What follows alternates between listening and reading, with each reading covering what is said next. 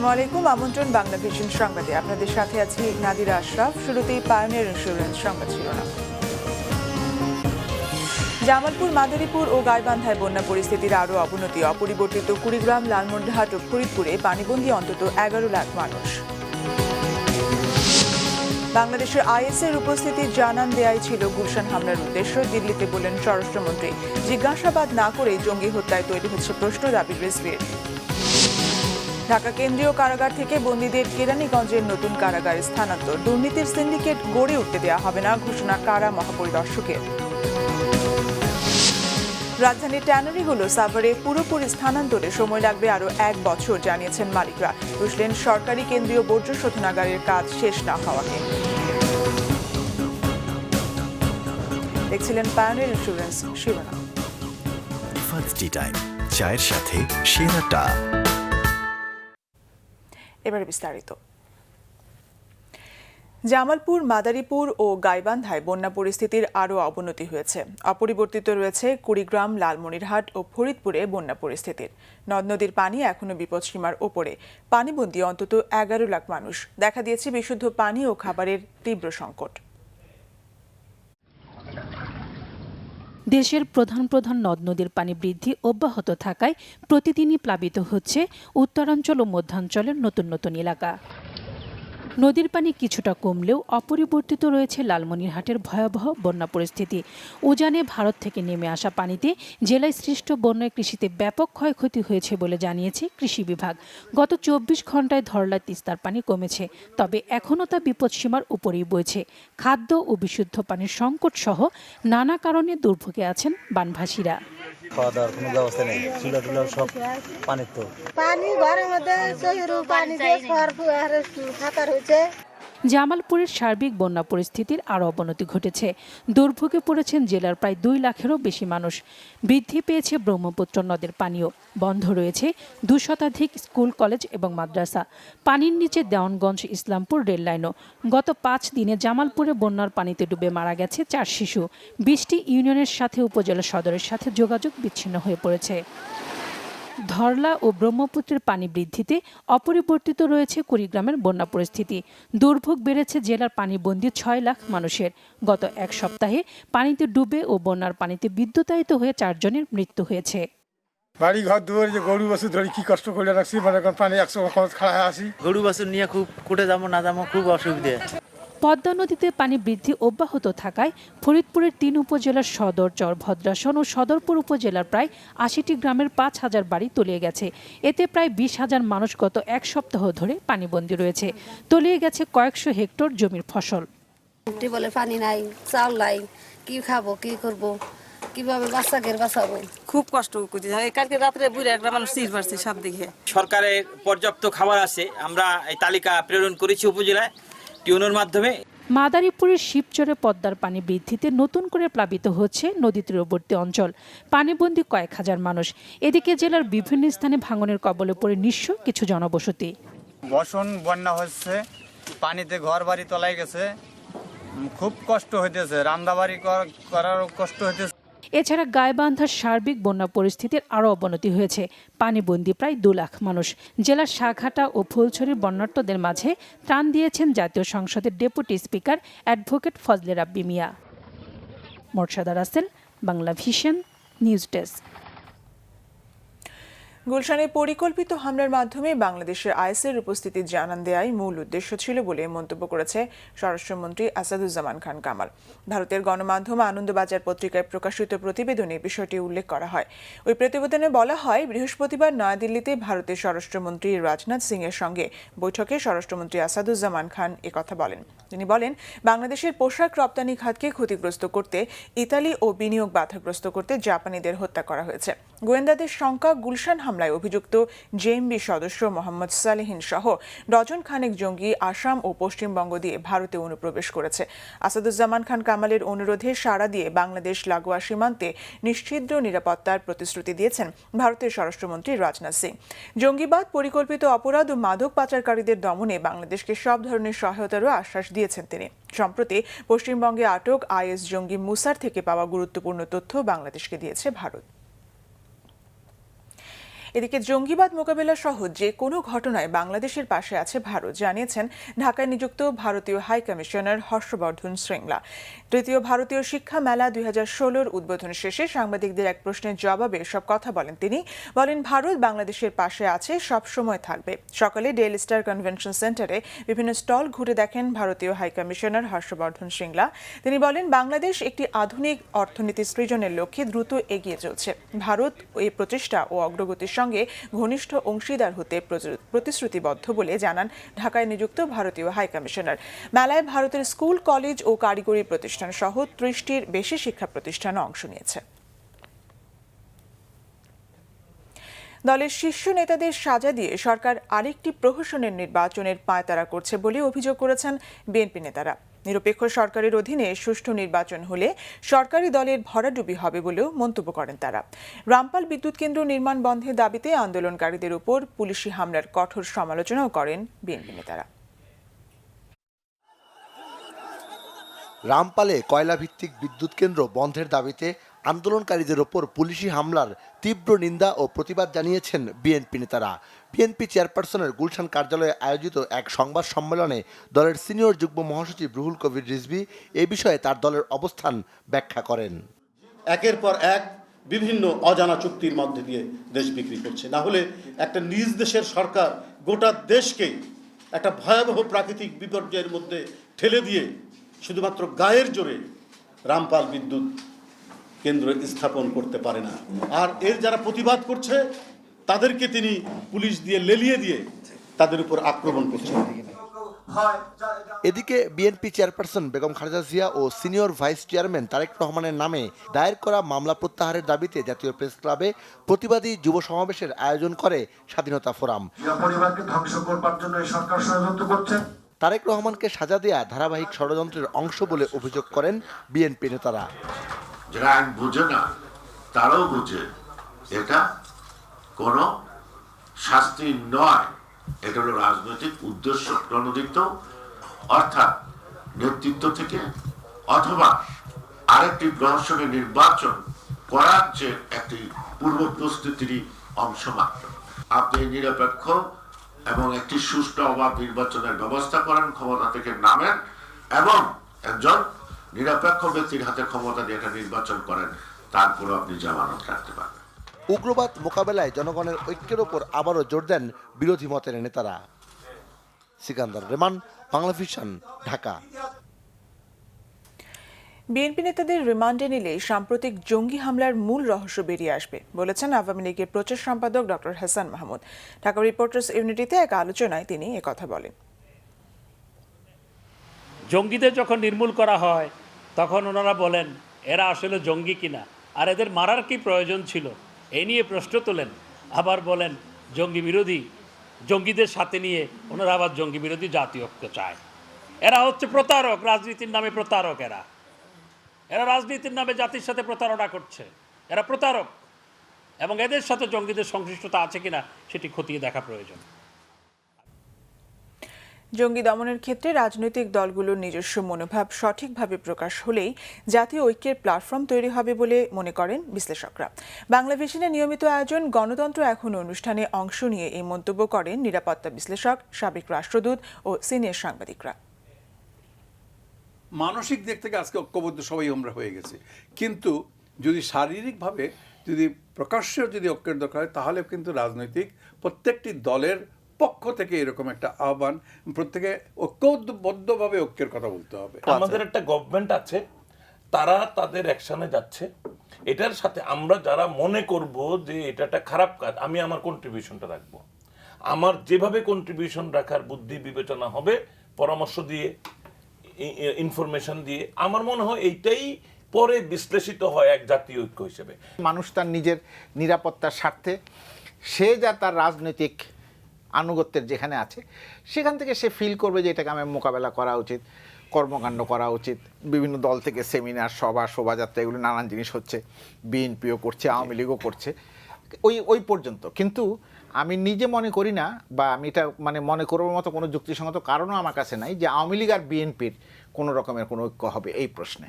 প্রথম ঐক্যের জায়গাটা সৃষ্টি হয়, আপনার সাথে আমার বন্ধুত্ব হবে যদি কিনা আপনার সাথে আমার কোনো ইন্টারেস্টের ক্ল্যাশ না থাকে। এখানে একটা যদি আমরা এটাকে ধরে নিই, জঙ্গিবাদ হচ্ছে জাতীয় সমস্যা, যে জাতীয় সমস্যার উপরে ঐক্য হলো কি হলো না এটা তো পরের স্টেজ।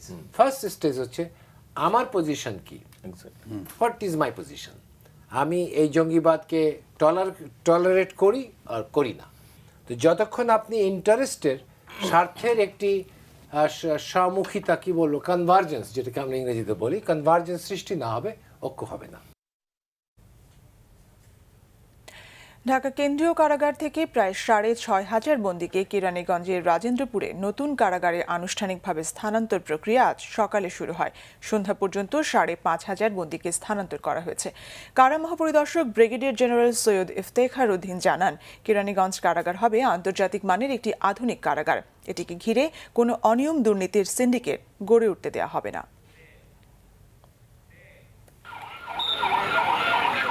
শুক্রবার সকাল ৬টায় কঠোর নিরাপত্তায় ঢাকা কারাগার থেকে বন্দীদের নেওয়া হয় কেরানীগঞ্জের রাজেন্দ্রপুরে নতুন কারাগারে। বন্দীদের প্রিজন ভ্যানের আগে পরে সতর্ক পাহারায় ছিল আইনশৃঙ্খলা বাহিনীর সদস্যরা। প্রতি বহরে প্রায় ৩৫০ বন্দীকে স্থানান্তর করা হয় নতুন কারাগারে। নারী বন্দীদের জন্য আলাদা কারাগারের কাজ শেষ না হওয়ায় তাদের আগেই পাঠানো হয়েছে কাশিমপুর কারাগারে। এরই মধ্যে আসবাবপত্র সহ বিভিন্ন সরঞ্জাম, প্রয়োজনীয় ফাইল সহ অনেক জিনিসপত্র আগেই কেরানীগঞ্জে হস্তান্তর করা হয়েছে। বন্দী হস্তান্তরের কারণে কারাগারের চারপাশে নিরাপত্তা ব্যবস্থা জোরদার করা হয়।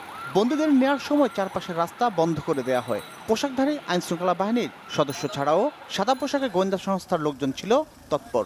সবকিছুকে আমরা বিবেচনায় রেখে আমরা এই কঠোর নিরাপত্তা ব্যবস্থা সাজিয়েছি। ১৯৪ একরের বেশি জমির উপর নির্মিত নতুন এই কারাগারে বন্দীর ধারণ ক্ষমতা ৫,৫০০ হলেও ৮,০০০ বন্দী রাখা যাবে বলে জানান আইজি প্রিজন।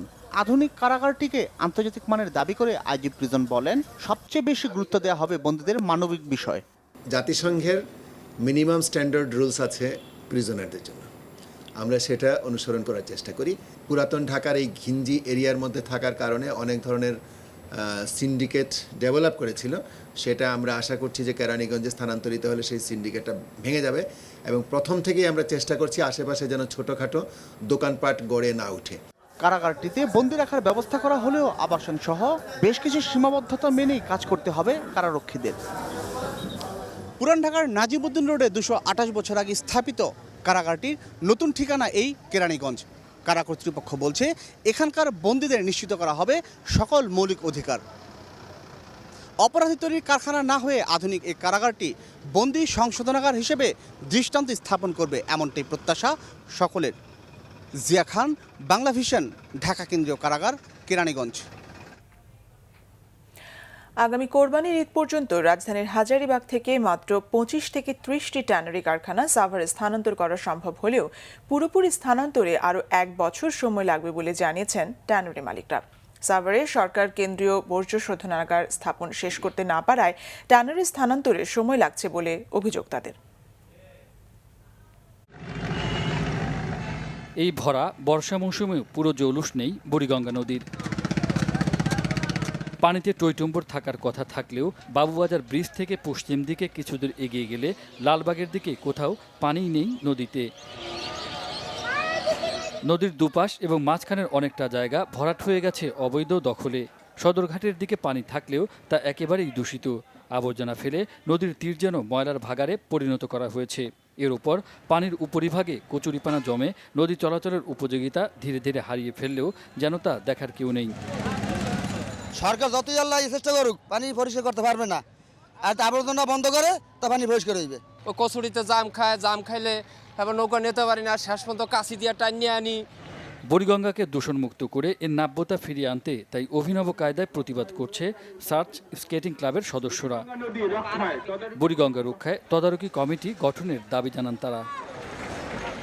বুড়িগঙ্গা তার ইতিহাসের সৌন্দর্য হারাচ্ছে, সেইটা শেষ করে সরকারি উদ্যোগে নতুন করে তার নতুন রূপ ফেরত পাবে, সেই প্রতিবাদেই আজকে আমাদের র্যালি। ট্যানারি শিল্পের বর্জ্য ও কেমিক্যাল মেশানো পানি পড়া বুড়িগঙ্গার পানি দূষণের যে একটি বড় কারণ তা অবশ্য এই শিল্প সংশ্লিষ্টরাও স্বীকার করেন। তবে হাজারীবাগ থেকে সাভারে ট্যানারি কারখানা স্থানান্তরে আরও সময় লাগবে বলে জানান তারা। সম্পূর্ণ সরকারি খরচে আমাদেরকে সিইটিপিটা করে দিবে, দেন আমরা ওখানে ট্রান্সফার করব আমাদের ট্যানারি শিল্প। কারণ আপনার মেইন যে সলিড ওয়েস্টটা, এটা সিইটিপি ছাড়া কোনোভাবেই কন্ট্রোল করা সম্ভব না। তো সেক্ষেত্রে সিইটিপিটা কিন্তু এখনও সম্পূর্ণ হয়নি। 25টা ট্যানারি আমরা আশা করতেছি উইদিন কোরবানির মধ্যে আমরা ওখানে আমরা কাজ শুরু করতে পারবো। টোটালটা শিপমেন্ট করতে আপনার ধরেন বছর খানিকের মতো লেগে যাবে। ট্যানারি স্থানান্তরের সময় লাগায় প্রতিদিন মালিকদের 10,000 টাকা ক্ষতিপূরণ দিতে উচ্চ আদালতের দেয়া রায় রিভিউয়ের আবেদন করা হবে বলে জানান তিনি। ইমরুল কায়েস, বাংলা ভিশন, ঢাকা। যুক্তরাষ্ট্রে কোনো ধর্মকে নিষিদ্ধ করা হবে না। প্রেসিডেন্ট নির্বাচিত হলে ধর্ম, বর্ণ, দলমত নির্বিশেষে সব মার্কিনীকে নিয়ে হিংসা বিদ্বেষহীন একটি দেশ গড়ার প্রতিশ্রুতি দিয়েছেন হিলারি ক্লিন্টন। নির্বাচনের জন্য ডেমোক্রেটিক পার্টির আনুষ্ঠানিক মনোনয়ন গ্রহণ পরবর্তী ঐতিহাসিক ভাষণে এই প্রতিশ্রুতি দেন তিনি। বিস্তারিত ডেস্ক রিপোর্টে। যুক্তরাষ্ট্রের পেনসিলভেনিয়া রাজ্যের ফিলাডেলফিয়ায় ডেমোক্রেটিক পার্টির জাতীয় সম্মেলনের শেষ দিন ছিল বৃহস্পতিবার। হর্ষধ্বনি আর স্লোগানে মুখরিত সম্মেলনস্থল। এমনই এক পরিবেশে যুক্তরাষ্ট্রের পরবর্তী প্রেসিডেন্টের জন্য আনুষ্ঠানিক মনোনয়ন গ্রহণ করেন হিলারি। দেশের ইতিহাসে প্রথম নারী প্রেসিডেন্ট প্রার্থী হিসেবে মঞ্চে উঠে চোখে পানি আর মুখে সেই চিরচেনা হাসি ছড়িয়ে মার্কিনীদের ধন্যবাদ জানান হিলারি। অঙ্গীকার করেন যুক্তরাষ্ট্রকে সব নাগরিকের দেশ হিসেবে গড়ে তোলার। আমরা সবাই আমেরিকান, আমরা সবাই মিলে একটি শক্তি। আমাদের সকল সমস্যা আমরা সবাই মিলে সমাধান করব। আমেরিকা কখনো এমন দেশ হবে না যেখানে 1% মানুষের হাতে ক্ষমতা থাকবে। হিলারিকে মঞ্চে স্বাগত জানান তার কন্যা চেলসি ক্লিন্টন। এই প্রথম কোনো রাজনৈতিক কর্মসূচিতে কথা বললেন Chelsea. I'm here as a proud American, and tonight in particular, a very, very proud daughter. স্বামী বিল ক্লিন্টনের হাত ধরে মঞ্চে আসেন হিলারি। পাশে ছিলেন রানিং মেট টিম কেইল। আমেরিকা এখন যেসব চ্যালেঞ্জ মোকাবেলা করছে তার জন্য প্রয়োজন সম্মিলিত চেতনা, আর তাই সবার প্রেসিডেন্ট হতে চাই আমি। আমার প্রাথমিক লক্ষ্য হবে অধিক সুযোগ ও ভালো চাকরি সৃষ্টি করা। ইতিহাস সৃষ্টিকারী এই বক্তৃতার পর হিলারিকে দ্য বস উপাধি দিয়েছেন মার্কিন গণমাধ্যমগুলো। তাদের দাবি, জরিপ অনুযায়ী ট্রাম্পের চেয়ে হিলারির বক্তব্য শুনেছেন সবচেয়ে বেশি মানুষ।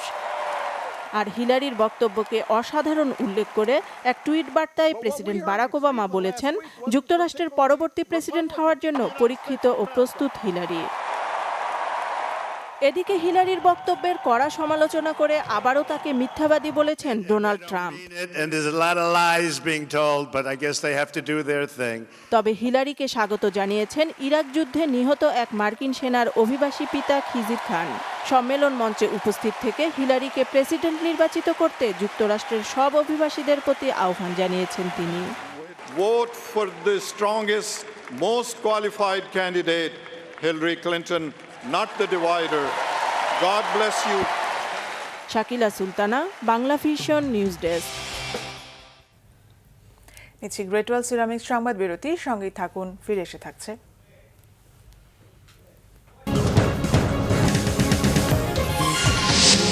নিরাপত্তাহীনতার কারণে হিন্দু সম্প্রদায়ের বেশ কিছু নেতা ও পুরোহিত ভারতে চলে গেছেন। দেশ ত্যাগের প্রস্তুতি নিচ্ছেন আরও কয়েকজন, অভিযোগ জাতীয় হিন্দু মহাজোটের।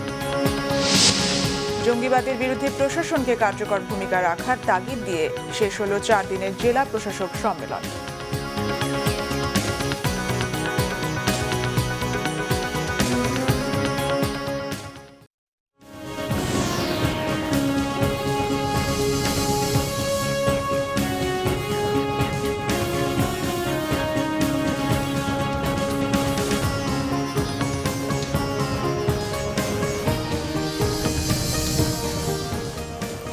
স্বাগত আরেকবার বাংলা ভিশন সংবাদে। নিরাপত্তাহীনতার কারণে হিন্দু সম্প্রদায়ের বেশ কিছু নেতা ও পুরোহিত দেশ ত্যাগ করে ভারতে চলে গেছেন। আরও কয়েকজন দেশ ত্যাগের প্রস্তুতি নিচ্ছেন বলে অভিযোগ করেছে জাতীয় হিন্দু মহাজোট। ঢাকা রিপোর্টার্স ইউনিটিতে এক সংবাদ সম্মেলনে সংগঠনের নেতারা অভিযোগ করেন, প্রতিদিনই পুরোহিত সহ হিন্দু সম্প্রদায়ের অনেক লোক হত্যার হুমকি পাচ্ছেন। তবে হুমকিদাতা আইএস নয়, স্থানীয় কোনো গোষ্ঠী বলে মত তাদের। বক্তারা বলেন, নিরাপত্তা জোরদার হলেও উদ্বেগ ও শঙ্কা কাটছে না। জঙ্গি বিরোধী জাতীয় ঐক্যে তাদের ডাকা হয়নি জানিয়ে সব রাজনৈতিক ও সামাজিক সংগঠনকে কমিটিতে অন্তর্ভুক্তির দাবি জানান তারা। সংখ্যালঘু কমিশন গঠন, সংসদে 60% আসন সংরক্ষণ সহ 4 দফা দাবি জানানো হয় সংবাদ সম্মেলনে। জঙ্গিবাদের বিরুদ্ধে প্রশাসনকে কার্যকর ভূমিকা রাখার তাগিদ দিয়ে শেষ হল 4 দিনের জেলা প্রশাসক সম্মেলন। শুক্রবার শেষ দিনে সারা দেশে জেলা প্রশাসকদের সঙ্গে নিজ নিজ মন্ত্রণালয় ও সার্বিকভাবে সরকারের বিভিন্ন অগ্রাধিকার ইস্যু নিয়ে মতবিনিময় করেন মন্ত্রীরা। সারা দেশের প্রশাসনের সঙ্গে সরকারের নীতি নির্ধারকদের সরাসরি যোগাযোগের অন্যতম মাধ্যম জেলা প্রশাসকদের বার্ষিক সম্মেলন বা ডিসি সম্মেলন। এবারের ডিসি সম্মেলনের মূল আলোচ্য যথারীতি জঙ্গিবাদ। সম্মেলনের শেষ দিনে তথ্যমন্ত্রী জেলা প্রশাসকদের মনে করিয়ে দেন জঙ্গিবাদ দমন তাদের সাংবিধানিক দায়িত্ব। একটা জঙ্গি দমনের যুদ্ধ চলছে, উন্নয়নের যুদ্ধ চলছে, সুশাসন প্রতিষ্ঠার যুদ্ধ চলছে। এই 3টা যুদ্ধে জেলা প্রশাসকদের সংবিধানের বর্ণিত নির্দেশিত পথে 4 নীতির উপরে দাঁড়িয়ে ভূমিকা রাখার জায়গা আছে। অবৈধ নদী দখল, বালু উত্তোলন প্রতিরোধ এবং নদীর ভাঙন ঠেকাতে জেলা প্রশাসকদের কার্যকর ভূমিকা রাখার নির্দেশ দেন নৌ পরিবহন মন্ত্রী। আর জেলা পর্যায়ে মামলা পরিচালনায় সরকার নিযুক্ত আইনজীবীদের গাফিলতির কারণে যাতে জঙ্গিরা পার না পায় সেজন্য সজাগ থাকার তাগিদ দেন আইনমন্ত্রী।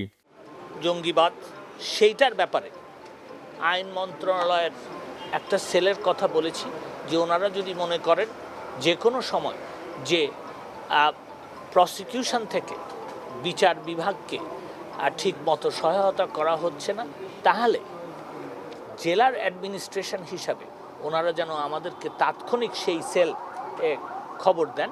সম্মেলনের শেষ দিনে মন্ত্রিপরিষদ সচিব জানান ডিসি সম্মেলনের 4 দিনে 18টি সেশনে মোট 288টি প্রস্তাব বিবেচনার জন্য গৃহীত হয়েছে। সাইমুল হক, বাংলা ভিশন, ঢাকা। দিনাজপুরে 19টি ককটেল, গান পাউডার ও জেহাদি বইসহ জেএমপি সন্দেহে 3 মোটরসাইকেল আরোহীকে আটক করেছে পুলিশ। বৃহস্পতিবার রাতে দিনাজপুরের রামনগর মদিনা মসজিদের পাশের সড়কে মোটরসাইকেল আরোহী 3 যুবককে আটক করে পুলিশ। এ সময় তাদের তল্লাশি করে 19টি ককটেল, গান পাউডার ও জেহাদি বই উদ্ধার করা হয়। পুলিশের দাবি তারা নাশকতার প্রস্তুতি নিচ্ছিল। আটককৃতরা হল সাতক্ষীরার ডাঙ্গলিতা গ্রামের আমজাদ হোসেন, দিনাজপুরের পলাশবাড়ি গ্রামের আসাদুজ্জামান ও ঠাকুরগাঁওয়ের দানারহাট গ্রামের শাহিনুর ইসলাম। এদিকে পুলিশের বিশেষ অভিযানে সাতক্ষীরা জেলার বিভিন্ন জায়গায় অভিযান চালিয়ে 23 জামাত শিবির নেতাকর্মী সহ 73 জনকে আটক করা হয়েছে। রংপুরে 3 জামাত কর্মী সহ 65 জন এবং চুয়াডাঙ্গায় আটক 10 জন। অন্যদিকে নাটোরের হরিশপুরের একটি মেস থেকে জঙ্গি সন্দেহে 5 জন সহ বাড়ির মালিককে আটক করেছে পুলিশ। বৃহস্পতিবার রাতে তাদের আটক করা হয়। আবার নিচ্ছি গ্রেট ওয়াল সিরামিক সংবাদ বিরতি, সঙ্গে থাকুন, ফিরে এসে থাকছে।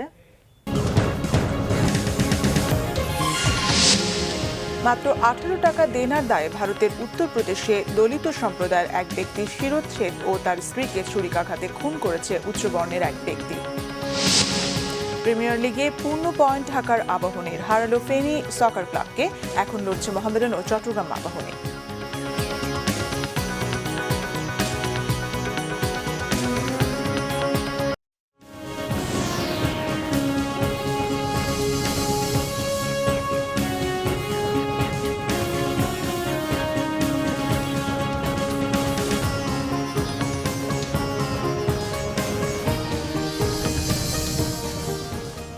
আবারও স্বাগত বাংলা ভিশন সংবাদে। এই পর্যায়ে শুরুতেই আমিন জুয়েলার্স আন্তর্জাতিক সংবাদ।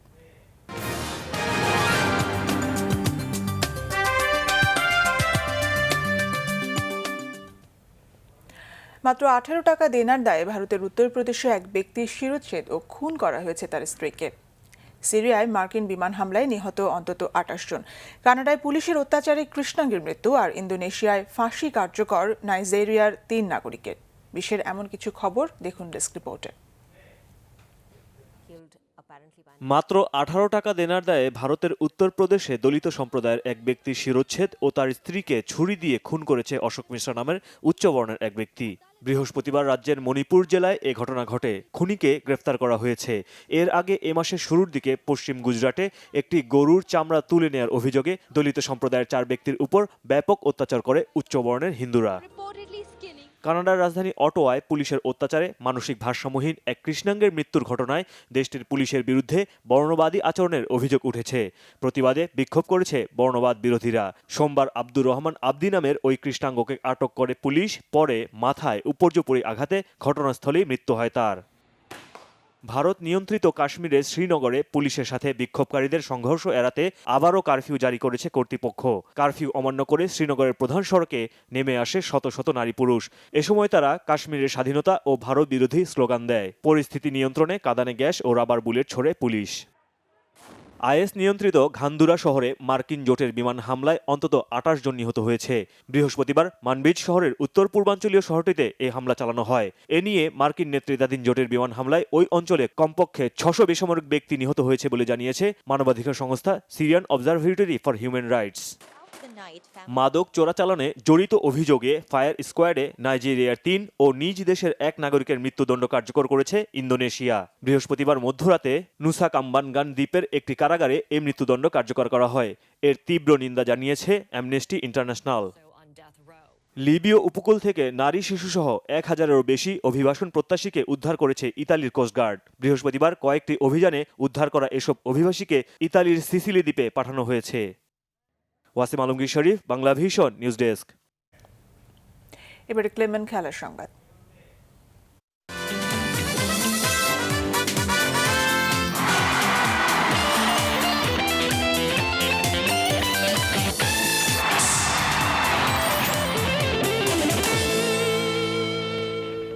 ফুটবল। জেবি প্রিমিয়ার লিগ ফুটবলে জয় পেয়েছে শিরোপা প্রত্যাশী ঢাকা আবাহনী। চট্টগ্রাম এম এ আজিজ স্টেডিয়ামে ফেনী সকার ক্লাবকে 1-0 গোলে হারায় তারা। স্বাগতিক চট্টগ্রাম আবাহনীর বিপক্ষে এখন লড়ছে মোহামেডান স্পোর্টিং ক্লাব। আগের ম্যাচ ড্র হওয়ায় জয়ের জন্য মুখিয়ে ছিল জর্জ কোটনের আবাহনী। তবে আবাহনীর লড়াইটা কঠিন করে তোলে অপেক্ষাকৃত কম শক্তির সকার ক্লাব। বেশ কবার আক্রমণে গিয়েও প্রতিপক্ষের রক্ষণ ভেদ করতে পারেনি ফেডারেশন কাপ চ্যাম্পিয়নরা। প্রতিদ্বন্দ্বিতাপূর্ণ লড়াইয়ে লাডি বাবা লৌলোর শিষ্যরাও সুযোগ খোঁজে স্কোর করার। জমে ওঠা ম্যাচে 42 মিনিটে লিড নেয় আবাহনী। মামুন মিয়ার ফ্রি কিক থেকে রক্ষণভাগের দুর্বলতায় সকার ক্লাবের জালে বল জড়ান জুয়েল রানা। পাল্টা আক্রমণে ওমর ফারুকের লম্বা শটে প্লেসিং করার মতো সহযোগী না থাকায় সমতা আনার ভালো সুযোগ নষ্ট হয় ফেনী সকারের। বিরতির পর গোল সীমানাতে ফাঁকা জায়গায় বল পেয়েও আবাহনীর ব্যবধান বাড়াতে ব্যর্থ হন হেমন্ত ভিনসেন্ট। এই জয়ে 2 ম্যাচে ঢাকা আবাহনীর সংগ্রহ 4 পয়েন্ট। দিনের অন্য ম্যাচে জাতীয় দলের তারকা সমৃদ্ধ শক্তিশালী চট্টগ্রাম আবাহনীর মুখোমুখি হয়েছে তারুণ্য নির্ভর মোহামেডান। দুই দলই মাঠে নেমেছে সমান 1 পয়েন্ট নিয়ে। এদিকে বিপিএলে ছোট দলগুলোর খেলা নজর কেড়েছে জাতীয় দলের কোচ টম সেন্টফিটার। এই বেলজিয়ান কোচ মনে করছেন ছোট দলগুলোর কঠিন প্রতিদ্বন্দ্বিতায় লিগের আকর্ষণ বাড়িয়ে তুলছে। আর প্রতিদ্বন্দ্বিতাপূর্ণ খেলায় লাভ হচ্ছে বাংলাদেশের ফুটবলের। তবে প্রথম রাউন্ডে জাতীয় দলের তালিকাভুক্ত ফুটবলারদের কারো কারো পারফরমেন্সে যেমন সন্তুষ্ট তেমনি হতাশও এই বেলজিয়ান কোচ। বাংলাদেশ প্রিমিয়ার লিগের প্রথম রাউন্ড শেষে শুরু হয়েছে দ্বিতীয় রাউন্ড। প্রথম রাউন্ডের 6টি ম্যাচের মধ্যে 5টি ড্র হয়। দারুণ প্রতিদ্বন্দ্বিতা ছড়াচ্ছে লিগ। চট্টগ্রামে মাঠে বসে খেলাগুলো দেখেছেন বেলজিয়ান কোচ সেন্টফিট। তার মতে এমন উত্তাপ ফুটবলের উন্নতির জন্য খুবই ইতিবাচক। তবে দলগুলোর এক ম্যাচে দেখি বড় দল ও ছোট দলের মধ্যে পার্থক্য খুঁজে পাননি তিনি। প্রথম রাউন্ডের ম্যাচগুলো ছিল খুব প্রতিদ্বন্দ্বিতাপূর্ণ। ছোট দলগুলো ভালো পারফর্ম করেছে। তাদের পরিকল্পনা, কৌশল ও কোচের কাজটাও দারুণ। ফুটবলাররা সবসময় প্রস্তুত সেরাটা দিতে। তাই এটা বলা কঠিন কোন দল ফেভারিট। কোনো দলকেই দুর্বল মনে করছি না। সবাই চ্যাম্পিয়নশিপের জন্য লড়ছে। জানি না দ্বিতীয় রাউন্ডে আরো কি চমক থাকবে। লিগে এমন প্রতিদ্বন্দ্বিতা ফুটবলের জন্য খুবই ইতিবাচক। জাতীয় দলের তালিকাভুক্ত ফুটবলারদের পারফরমেন্সেরও মূল্যায়ন করেছেন সেন্টফিট। লিগে অনেক নতুন ফুটবলারের খেলা মনে ধরেছে তার। আমি দেখেছি জাতীয় দলে নির্বাচিত ফুটবলারদের অনেকেই ভালো খেলছে, হতাশ করেছে কেউ কেউ। তবে বেশ কজন নতুন ও তরুণ ফুটবলারের পারফরমেন্স অনেক বেশি উজ্জ্বল। আমি নিশ্চিত অনেক নতুন ফুটবলারকে জাতীয় দলে দেখা যাবে। প্রথম রাউন্ডে যে হাড্ডাহাড্ডি লড়াই আর চমক দেখেছেন সেন্টফিট, দ্বিতীয় রাউন্ডের প্রথম ম্যাচে সেই চমক আরও বাড়িয়ে তুলেছে রহমতগঞ্জ। পুরনো ঢাকার এই ক্লাবের কাছে 2-0 গোলে হেরে টানা দ্বিতীয় অঘটনের শিকার হয়েছে শক্তিশালী শেখ রাসেল ক্রীড়াচক্র। মানিক মাহমুদ, বাংলা ভিশন, ঢাকা। সংবাদ শেষ করব, যাওয়ার আগে পায়োনিয়ার ইন্স্যুরেন্স শিরোনামগুলো আরেকবার জানিয়ে দিচ্ছি।